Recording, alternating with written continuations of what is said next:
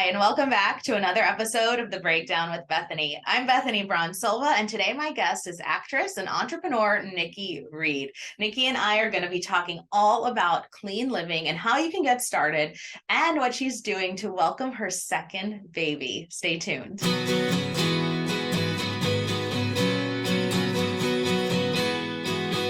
You look so pretty. Oh, thanks. I'll take that right now. I was just Oh, I know. Feeling so puffy.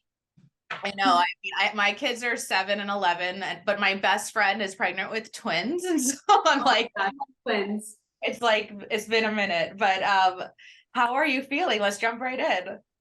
I'm feeling good. I'm feeling really good. I'm feeling I was just saying earlier that I'm like in this season of feeling really grateful right now. I'm feeling grateful for all of it and like really trying to be present and kind of just like appreciative and grateful for what's going on in my body. Absolutely. That's such a really great mindset to take during pregnancy. I know sometimes we can get caught up in the discomfort of it all. So I love to hear Right. that. Right. Towards the end, definitely. I remember with my daughter, you're like, oh gosh, everything's feeling really out of place in there. But yeah, I'm in a moment of real gratitude. That's great. And Mother's Day is coming up, and I do. I'm sorry, what did you say? What was that? I said I do. Yeah, I know. Yeah. It's right around the corner. And so I don't know, do you have any big plans, anything that you're hoping to get or expected or anything like that? For Mother's Day, every year, my hope is actually just to turn off all phones and devices and do something that I'm all about, like experiential presents and gifts, not like a tangible one necessarily. I mean, it's so sweet if there's like a thoughtful, tangible gift. I mean, who doesn't love that? But I'm just saying, for me, I love the experience of something. So like a picnic or just like being out at the farm or being around animals and just, having my daughter, but like not having phones and taking the day off work and things like that. That's the most meaningful to me. That's amazing. And speaking of your daughter, how are you preparing her for the transition to become a big sibling? There's a lot of my friends have talked about like preparation and what needed to happen in their homes, and I think everybody is different and everything is, I don't know, unique to like whatever your circumstances are. And I'm not foreseeing any big hiccups or hurdles. Everyone feels really excited and really ready for this. So fingers crossed we have a really good, smooth transition. Yeah, there's lots of books you can get. I remember when when my younger son was born and my older son came to the hospital, he was like, all right, cool baby, but like, who's the mom? like, well, he's coming home with us. So, I also think that there's something really sweet about, well, obviously all of it's sweet, but just an older sister, there's like a kind of like, I don't know, like a tenderness to it, maybe that at least maybe with my daughter that I see, that I feel, that's just like all love and excitement about it. I think that's good. I think, yeah, my boys are a little bit different. So maybe rowdier or maybe not wanting. I mean, I know with my brother, because my brother's 18 months older than I am, and I know that my mom talked about, how difficult it was for him to transition to having to share space. So yeah. But so far the conversations have all been really excited and, really wanting this. So I'm happy to hear that. And, obviously, like with motherhood and bringing a new baby into the world, there are like numerous transitions. And I think you can probably speak to this too, but I know for me, I didn't give like my health like a lot of consideration until I was carrying another human being. And I think I read in other interviews, like where you became really like conscious about looking at labels and things like that. So talk to us a little bit about that, because I think for a lot of women, it sort of is this sort of like awakening, right? Like with motherhood, like we're really like, what are we putting into our bodies? What are we putting into our children's bodies? yeah, I think it's an awakening. I think it's definitely like an intuitive awakening, but I also think that it's a part of our society, our family structures and dynamics, the marketing that we're all subjected to, because obviously the pregnancy and maternity market is huge. So the second you're pregnant, you're suddenly sent a bazillion things that you need and products and this and that, because that in and of itself is a whole industry. And so there's a lot of things that happen as a woman when you get pregnant. First, people start speaking to you differently about what you should be putting in and on your body. So there's that. So there's that kind of awakening, like, oh, wow, your doctors speak to you differently, maybe your friends and family around, or what you're seeing on the TV, everything feels a little different, right? What are you doing? What are you taking? Is that safe for the baby? And you're like, well, it's so interesting. If that's not safe for the baby, was it ever really safe for me? And so you start having these like little aha moments. And we don't do a good job of teaching women, or teaching anybody, I mean, women aside, just teaching people how to really care for themselves, until we realize, oh, now we should prioritize that because she's pregnant. So we need to make sure that this is not going into her body, or that's not going into her body. But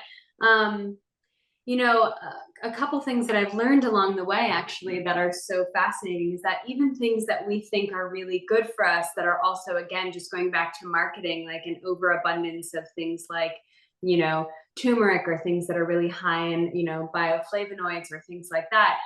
Those things can also be harmful during pregnancy, meaning like we're an over supplemented culture, we're an over vitamined culture, we're an over product culture. And obviously that's all revolving around the wheel of money and just marketing towards people.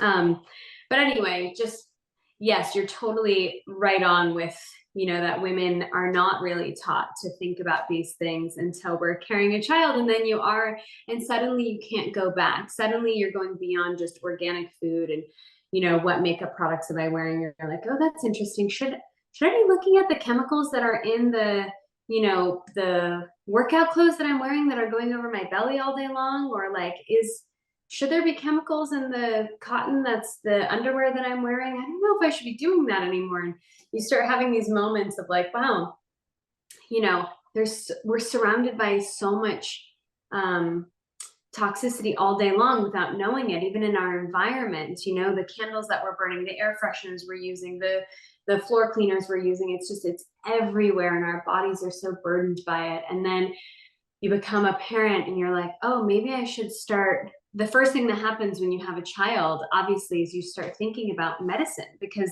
I don't know a single parent, I mean, maybe I do, but I don't think so, that hasn't at some point needed a fever reducer or a pain reliever, or had at least had questions about that, right? Your baby gets their first cold and you're like, at what point should we be giving them X, Y, and Z? And you're calling your doctor. And there really weren't any clean medicine options. And the only one that I found years ago, prior to Genexa, was a clean medicine. And I put that in quotes because it was not clean.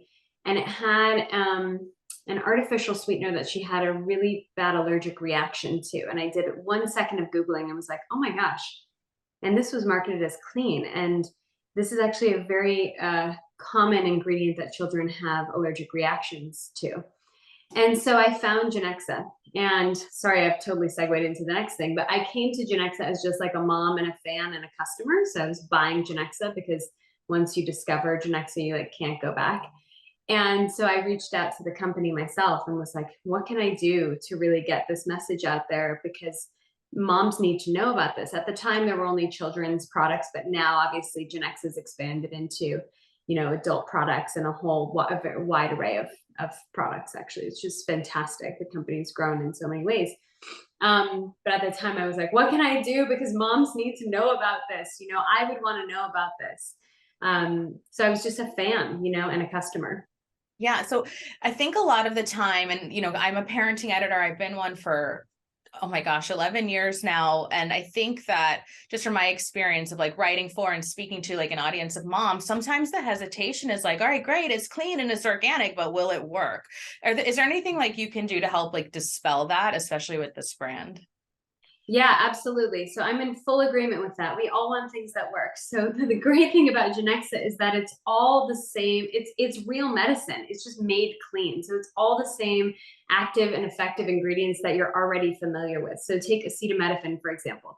That's a fever reducer and a pain reliever. You see that in all over the counter medicines that you already know that, people have been grabbing for decades. Genexa uses acetaminophen, but instead of using artificial fillers and synthetic dyes and other, things that you don't actually need in medicine, that if you actually flip over the label of your sort of standard over-the-counter medicines and read the label, you'll go, wow, why is all this stuff in here? So Genexa doesn't use that stuff. They use instead, organic agave syrup or organic blueberry, things like that. So it's all the good, effective stuff, the active stuff that you're already familiar with, but with, organic sweeteners, for example, instead of synthetic or artificial.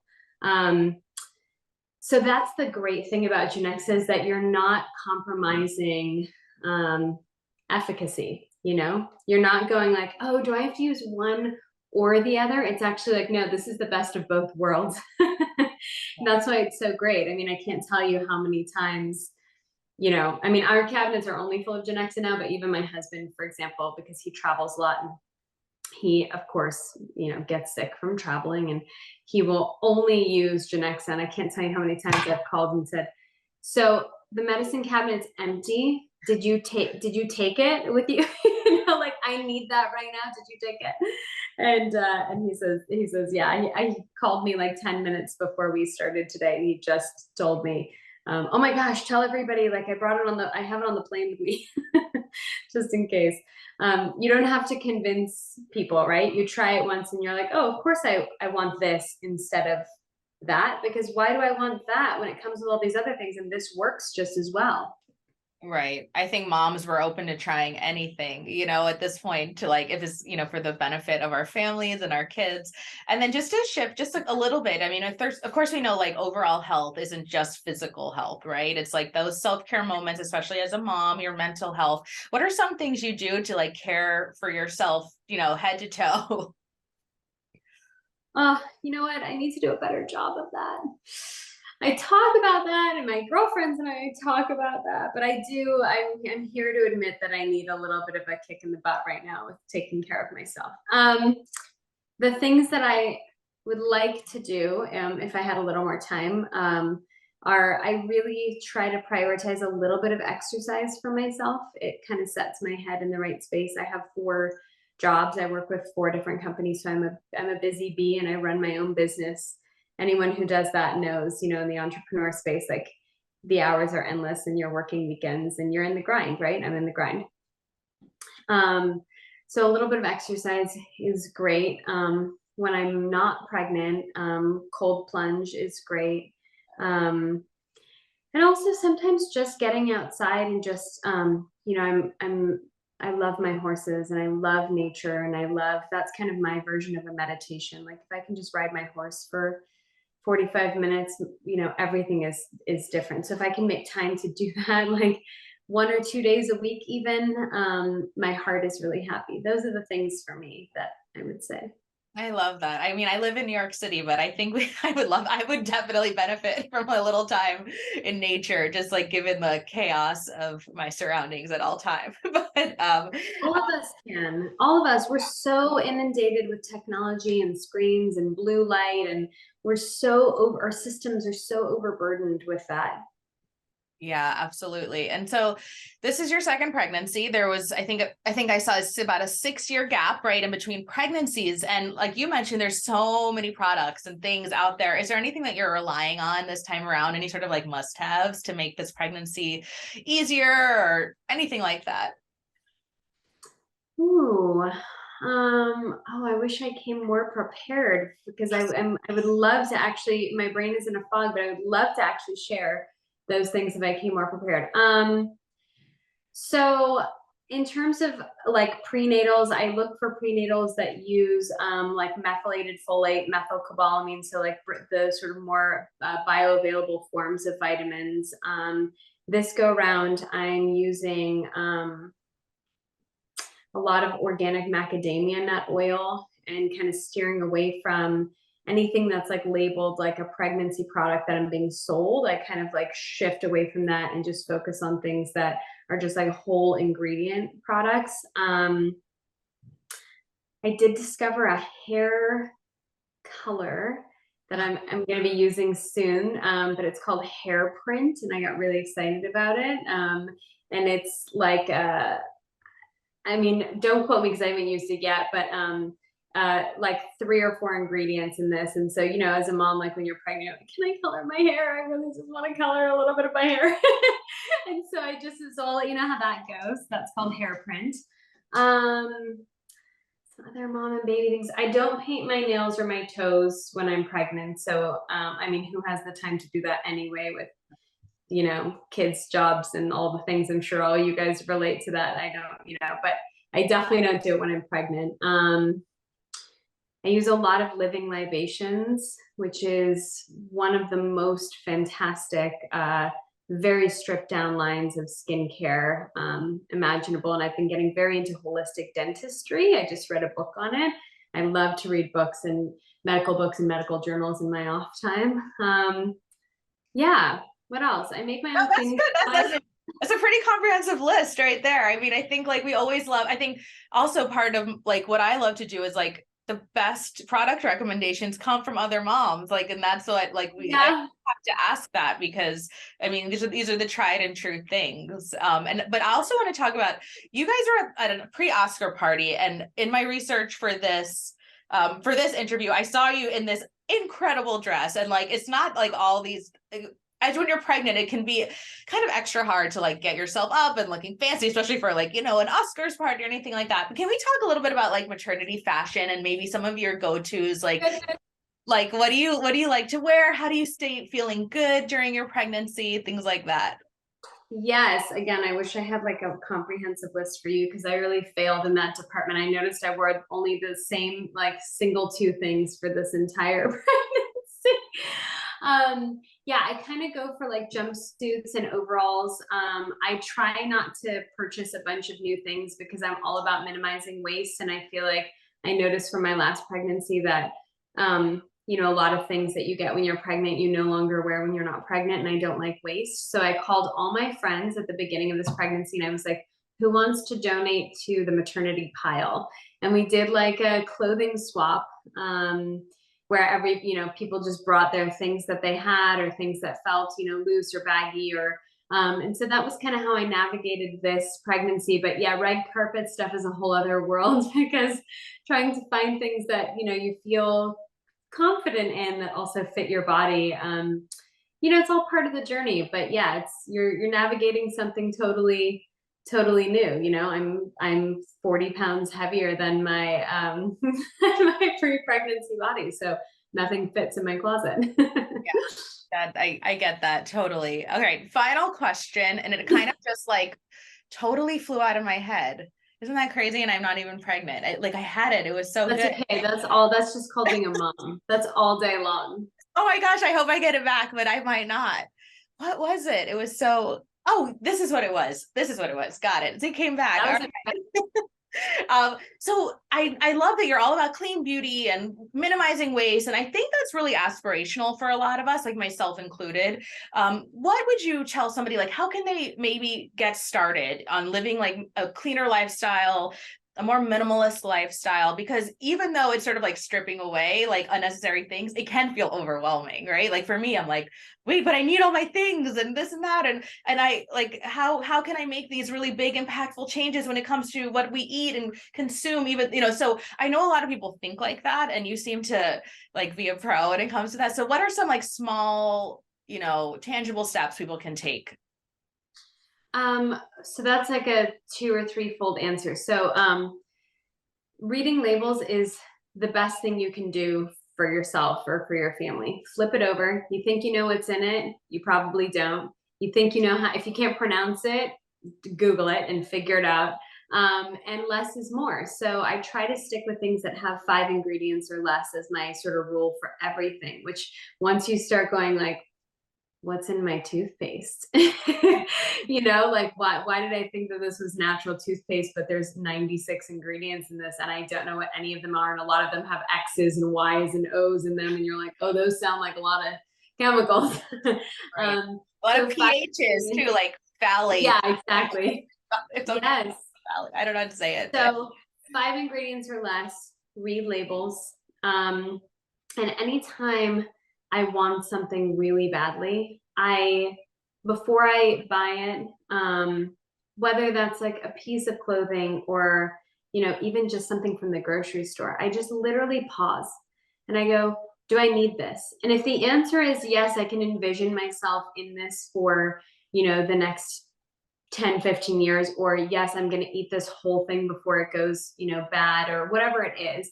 If the answer is yes, it just shows that you're actually doing things consciously instead of subconsciously. We live in a culture where we're being marketed to all day long because of how vulnerable we are to impulse purchases. It's all about impulse. We're on social media and it's ad after ad and repetitive ads, and here's the strategic marketing for that, and here's how people are going to buy these things, and we're all victims of that, right? So I think if we just pause for a quick second, then at least you know that that purchase that you just made is a conscious one, and you're going, oh, I really do need that. And take the extra time. That's the third part of that threefold answer, is take the extra time to do things. So if you're eating a jar of pickles and you finish your pickles and you know that you can't actually recycle that jar of pickles if you keep the label on, start holding yourself accountable and feeling guilty when you don't do the right thing. Take the extra 5 minutes to peel that label off and take the extra time to recycle it. And if you're not willing to do that, think about it the next time you go into the grocery store and go, do I need to buy the pickles then? Because I'm not going to recycle it properly. It's like we have to start learning to hold ourselves accountable. And I think it's so good for our kids to see that too, to see their parents going, I'm going to go the extra mile. Oh, I'm going to actually walk out to the car and get my reusable bags, even though that's a pain in the butt. It's an extra 4 minutes or whatever. I'm going to actually do it because that's the right thing to do. Because your kids get to a point where they start asking you questions. Mommy, why are you doing that? Well, here's why I'm doing that. Mommy, why are you bringing your water bottle with you? Well, here's why we're doing that. And curiosity, I think, breeds compassion and knowledge and connection. Your kids want to do what you're doing, and I don't know. Those are my three things: reading labels, holding ourselves accountable, and, the 5 ingredients or less. Right. I think that's really important too, because obviously, of course, the kids are going to emulate what they see us do. And these sort of small inconveniences really do have a big impact. So Nikki, thank you so much for the time. And, I hope I always say this, I hope it's like a really uneventful pregnancy. Just nothing, just boom. Yeah. All good. Yeah, me too. And same with birth. That's what we're going for. Yeah, I think birth, pregnancy, just smooth sailing. Thank you. I will take that. Thank you so much. All right. Take care.